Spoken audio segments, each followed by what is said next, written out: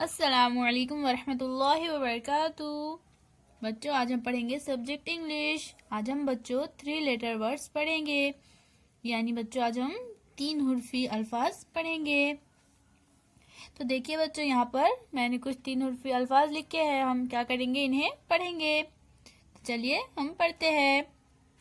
Are, at, all, big, did, eat, let, met, nap, ran, run, sky, see, why, who, win, wet, red, you, zoo, zip, fun, fit, far।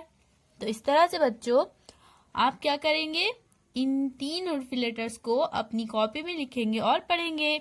अगर बच्चों आपको इसके अलावा दूसरे भी कोई 3 लेटर वर्ड्स पता हो तो आप उन्हें भी अपने कॉपी में लिखिए और पढ़िए। अल्लाह हाफिज।